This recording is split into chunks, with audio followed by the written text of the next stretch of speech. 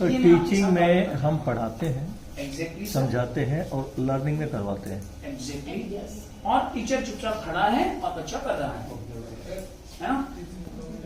Imitation आपने सुना है, इमिटेशन मेथड। इमिटेशन मेथड में क्या होता है मैडम, आपने कुछ बोला रिपीट करते हैं सर बच्चे, जैसे आप जैसा बोलेंगे वो सेम उनको रिपीट। ओके, मैंने इस ग्रुप को बोला कि मैंने कहा जंप जंप जंप, अब ये सब जंप कर रहे हैं, क्या सब एक जैसा कर रहे हैं?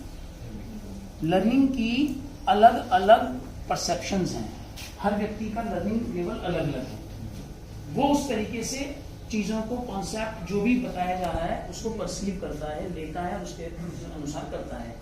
यहाँ पर टीचर इंस्ट्रक्शन दे रहा है, व्हाट इंस्ट्रक्शन टू, मेथड है उसका, यहाँ खेलेगा, ऐसे जाएगा, इसको पास देगा, वही बता रहा है ना। ये अगर मैं वैसे देखूं, अगर मैं मान के चलूं ये फुटबॉल है और या बास्केटबॉल है, वो कह रहा है कि इसको इससे पास देना है, इसको इससे, ऐसे करते हैं ना कोचेस, ऐसे ही होता है ना।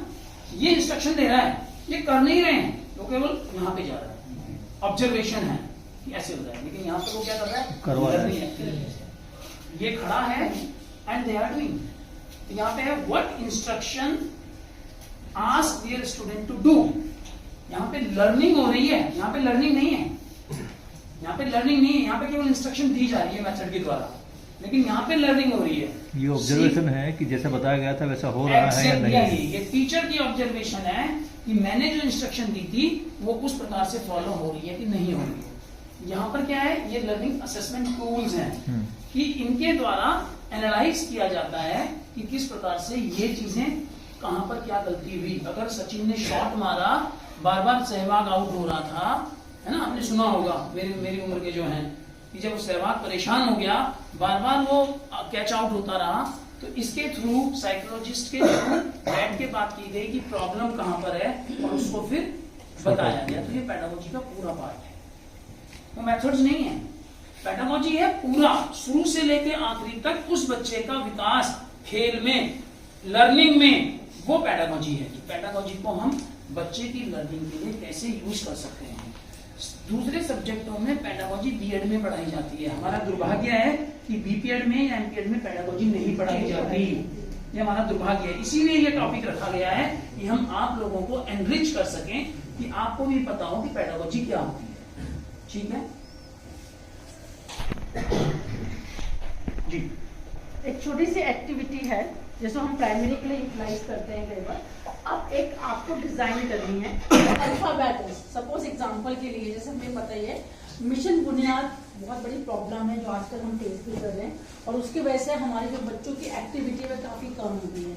सपोज हमें अपने 6 से 6, 7, 8 के बच्चों को यदि अल्फाबेट सिखाने हैं या काउंटिंग सिखाने हैं, तो हम स्पोर्ट्स ऐसे पेडागोजी कैसे यूज कर सकते हैं। प्राइमरी स्कूल्स में आपने देखा होगा नंबर्स बने होते हैं, है ना, बच्चा चलता है 1, 2 ऐसे, तो वो सीख रहा है, उसको 1 समझ में आ रहा है, उसको 2 पे जंप मार रहा है, उसको 3 की तरफ जाना है। तो जो हम काउंटिंग सिखा रहे हैं, जंपिंग के थ्रू भी हम काउंटिंग को सिखा सकते हैं, पकड़ने के थ्रू भी काउंटिंग को सिखा सकते हैं। अलग अलग तरीके से हम काउंटिंग सीखेंगे। प्राइमरी का है, हम आगे बढ़ेंगे, क्योंकि हम 6 to 10 वाले में बात करना चाहेंगे ज़्यादा, तो हम किस प्रकार से चलेंगे। ठीक है, ये एक बहुत बहुत बढ़िया स्लाइड है, बहुत ही बढ़िया स्लाइड है और स्पोर्ट्स से रिलेटेड है। ये हमें मैंने और कुमकुम मैम ने Delhi board of school education में काम किया। मैं आपको बता देता हूँ थोड़ा सा, ये आपको दे देंगे सर, ये दे देंगे, शेयर कर देंगे आप, सब शेयर कर। ठीक है मैडम। तो Delhi board of school education में मैंने पहली बार सीखा, और इसीलिए हम आपके साथ शेयर कर रहे हैं, क्योंकि नॉलेज उसे कहते हैं जो शेयर की जाए, नॉलेज खत्म नहीं होनी चाहिए। कि इंक्वायरी क्या होती है, ये इंक्वायरी बेस्ड लर्निंग है जो पूरे इंटरनेशनल, पूरी दुनिया में चल रही है।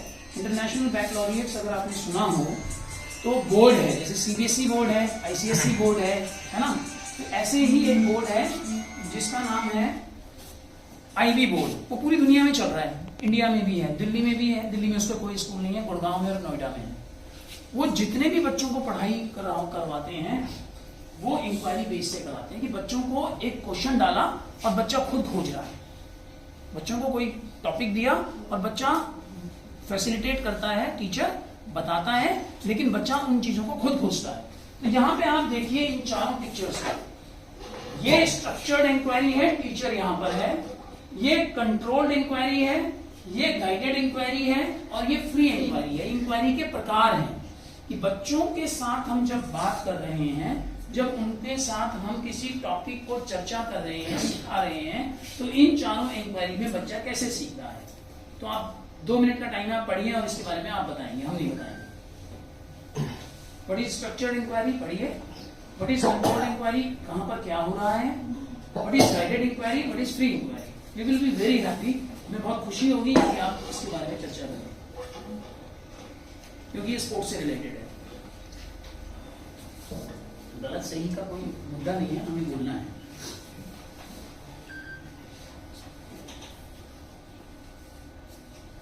पहला स्ट्रक्चर्ड इंक्वायरी। जी बताइए, कौन बताएंगे, कौन बात करेगा, कोई भी कुछ भी।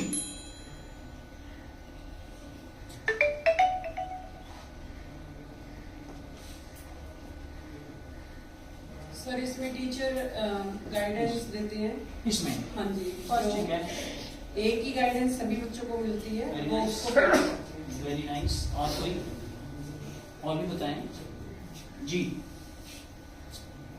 जी जी सर। सभी एक ही प्रोजेक्ट पे या किसी भी एक ही काम को पे वर्क कर रहे हैं। Very good. कुछ भी हो, Very good. या कोई भी प्रोजेक्ट। Very good. और प्लीज जी। तो मोस्टली हम लोग खुद यूटिलाइज करते हैं इसी मेथड को, जब क्लास के वक्त कुछ इंस्ट्रक्शन देते हैं या उन्हें कुछ बताना चाहते हैं तब। स्ट्रक्चर्ड इंक्वायरी बताएंगे प्लीज। हाँ, इसमें ओनली टीचर इंस्ट्रक्शन दे रहा है। Very good, very nice. एक किताब में जैसा लिखा गया उसको बताया जा रहा है, जैसा एक चीज बनाई गई है उसको वैसा ऐसे ही बताया जा रहा है। बताया जा रहा है, जैसे ऐसा हम अपने किया जा रहा है। ग्राउंड के बारे में किसी को बता रहे हैं, मेरे ग्राउंड है, हमने मार्क किया है, इसमें ऐसे ऐसे इसका उपयोग करना, वो भी इसमें आता है। और वेरी गुड, और करते हैं। बहुत बढ़िया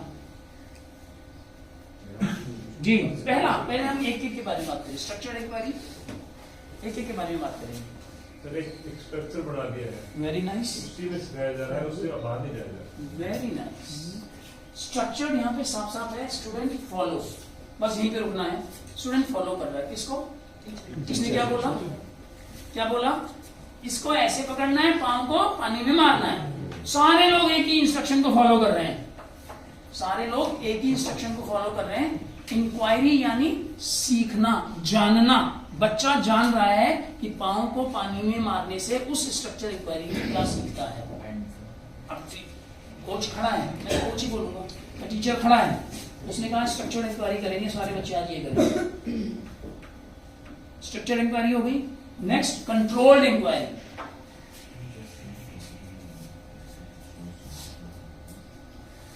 सर जैसे अभी कोठारी सर ने ऐड किया था, हम ये सब कुछ करते हैं, हमें सिर्फ थोड़ा सा अपनी टर्मिनोलॉजी और वर्ड पावर बढ़ानी है, Yes. ताकि हम एक्सप्लेन कर सके, अपने सिस्टम को बता सके कि हम ये सब कर रहे हैं। ये हमारे ये कॉमन टॉपिक्स हैं, ऐसा कुछ नहीं कि हम नहीं करते। पर ये हमें याद रखना है बस। स्ट्रक्चर बस। Inquiry, control inquiry, guided inquiry, free.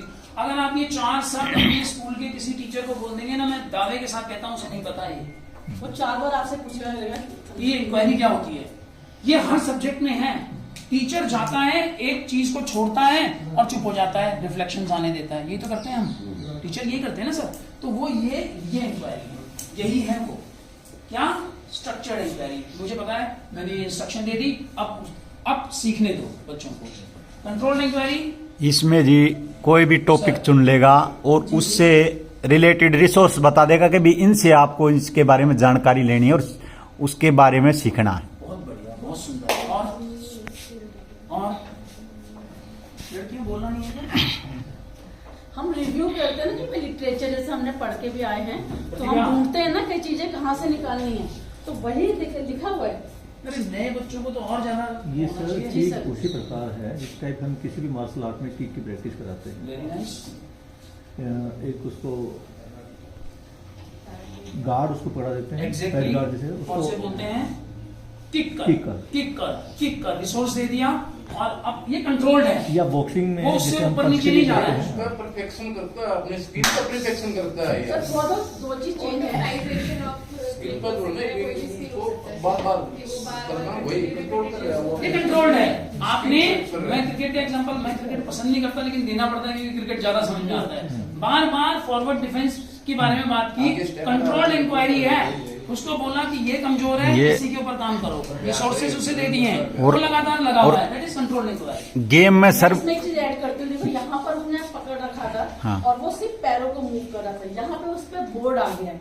अब बोर्ड आपको पता है ऑटोमेटिकली मूव करेगा आगे की तरफ, तो उसको पैर चलाने ही चलाने हैं, तभी बोर्ड के साथ वो आगे मूव कर सकता है। तो कंट्रोल इंक्वायरी में हम ये फोकस करते हैं कि कुछ ना कुछ उसको ऐसा टॉपिक दे कि उसके आगे थोड़ा सा डेवलप हो और वो उसे कंट्रोल कर पाए।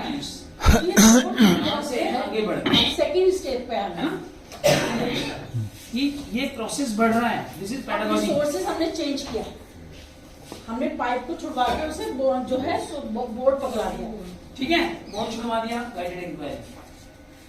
अब वो गाइड कर रहा है, बाहर खड़ा है, देखो अंदर नहीं है, अभी तक वो दोनों अंदर थे। टीचर इनको वॉच करके बता रहा था, लेकिन अब वो यहाँ से दूर बैठ के छोड़ दिया बोर्ड, पाँव चलाने आ चुके हैं, हाथ मूवमेंट होने के लिए, तैरना धीरे धीरे आ रहा है, अब उसने छोड़ दिया। सीखो वो सर प्रैक्टिस थी, ये ट्रेनिंग हो जाएगी। आगे की तरफ बढ़ रहे हैं। Teacher choose topic, questions and question में साइंस भी हो सकता है, ये फिजिकल एजुकेशन है इसलिए हमने ये लिया है। किसी भी सब्जेक्ट में चलता है, ये इंक्वायरी हर सब्जेक्ट में चलती है। गाइडेड इंक्वायरी, साइंस का टीचर आया, उसने गाइड किया, एक्सपेरिमेंट करो, दिस इज गाइडेड इंक्वायरी। खड़ा है, देख रहा है हाउ दे आर डूइंग, है ना, केमिकल्स को कैसे मिला रहे हैं। हमें तो फिजिकल एजुकेशन के बारे में बात करनी है, वो हाथ सही चला रहा है कि नहीं चला रहा है, उसका हाथ बटरफ्लाई के लिए चल रहा है कि नहीं चल रहा है, पोजिशंस क्या है, तो ये गाइड कर रहा है, दैट इज गाइडेड इंक्वायरी। इसके बाद है फ्री इंक्वायरी। मोस्टली हम लोग इसके ऊपर ज्यादा रिलाई करते हैं, जो कि गलत है। हाँ खेल ले भाई, बॉल ले जाके, फ्री प्ले, यही होगा ना, फ्री प्ले। हम मोस्टली इस तरफ ज्यादा भागते हैं। तो ये स्टेप्स है, हमें फाइनल स्टेप फ्री इंक्वायरी से पहले जो दूसरे स्टेप से उन्हें भी फॉलो करना चाहिए। एटलीस्ट बच्चों को मालूम होना चाहिए जो बॉल मैंने उनको दी है उसका साइज क्या है, शेप क्या है, वो कैसे खेली जाती है।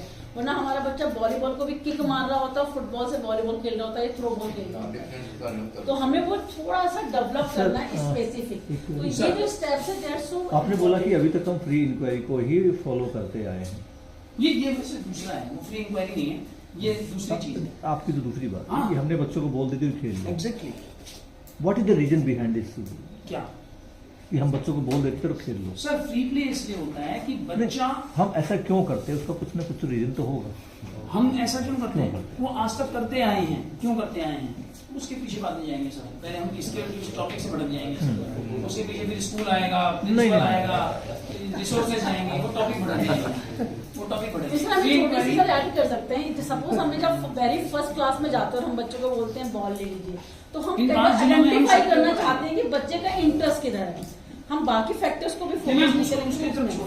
जी sir. Student choose their topic. अब यहाँ पर क्या किया है, यहाँ पे गाइडेड था ना, वो अपना टॉपिक अपने आप चूज कर रहा है, फ्री है, उसे क्या करना है, किस चीज में इंटरेस्ट है, कैसा वो अच्छा कर रहा है, नाउ ही और she is free. Topic without reference to any prescribed outcome. Outcome learning outcomes होते हैं, इसको करने से क्या निकलेगा उसे कोई मतलब नहीं है, मैं सीखूंगा नहीं सीखूंगा, क्या होगा क्या नहीं होगा, उसे जिसमें इंटरेस्ट आ रहा है, उसको हो सकता है डाइविंग में इंटरेस्ट आ रहा है, हो सकता है उसको बैक स्ट्रोक में इंटरेस्ट आ रहा है, वो फ्री है और वो सीख रहा है। इसके फायदे बहुत होते हैं, लेकिन वो स्ट्रक्चर्ड के बाद धीरे धीरे इस तरीके से आते हैं। तो ये बहुत अच्छा स्लाइड है, ये पता होना चाहिए। जी सर। इसको हम प्रोसेस बाय प्रोसेस हम ऐसे भी कर सकते हैं, पहले हम स्टार्टिंग वहां से करते हैं, Yes. फिर कंट्रोल पे Yes, आते sir. हैं, Yes, फिर sir. गाइडेड पे आते Yes, हैं, sir. फिर इंक्वायरी Yes, पे आते sir. हैं। तो ये स्टेप बाय स्टेप प्रोसेस है। यस सर, बिल्कुल यही कह रहे हैं कि स्ट्रक्चर्ड है, इसको नहीं आता है सीखना, तो इसको हमने स्ट्रक्चर्ड इंक्वायरी बनाया। जब ये थोड़ा सीख गया तो हमने इसको कंट्रोल दिया कि केवल तुझे इसी एरिया में जाना है, इतना ही जाना है, इसको पकड़ के जाना है, इसे छोड़ना नहीं है। कंट्रोल के बाद हमने इसे कहा, गाइड किया कि तुझे ऐसे ऐसे इस एरिया में जाना है, ऐसे ऐसे खेलना है, ऐसे ऐसे करना है, ये गाइडेड हो गया। उसके बाद फ्री, और जो हमारा सब्जेक्ट है, बच्चा है, वो फ्री है सीखने के लिए। ये सर ये स्टेप हो गए जो कोचिंग, प्रैक्टिस, ट्रेनिंग। लेकिन तरीके हैं इनको, बस मैंने कहा ना, आप और हम सब जानते हैं, समस्या एक बहुत बड़ी है क्योंकि हमसे ज्यादा अनुभवी कोई नहीं है। मैं तो बिल्कुल ओपनली कहता हूँ, क्योंकि वी आर अ स्पोर्ट्समैन, हमने ग्राउंड में मेहनत की है, हम जानते हैं चीजों को कैसे किया जाता है, क्या किया जाता है। लेकिन क्या है, हमारे पास शब्दावली नहीं है, वो शब्दावली को हम यहाँ सीखना है, उनको जानना है, तभी हम आगे बात कर पाएंगे। एम ऑफ पेडागोजी, पेडागोजी का जो भी हमने भी पेडागोजी इंक्वायरी के बारे में बात की, इसका एम क्या है कि जो भी हम बच्चे को सिखाना चाहते हैं, effectiveness of sports education to solve pedagogical problem in sports activities and to increase the effectiveness of pedagogical activity by revealing new knowledge. मतलब हम जो भी सीख रहे हैं, अब यहाँ हम देखेंगे इन वीडियोस के माध्यम से कि किस तरीके से हम पेडागोजीज का उपयोग कर सकते हैं, या पेडागोजीज के कौन कौन से लक्षण हैं, कैरेक्टरिस्टिक्स हैं, विशेषता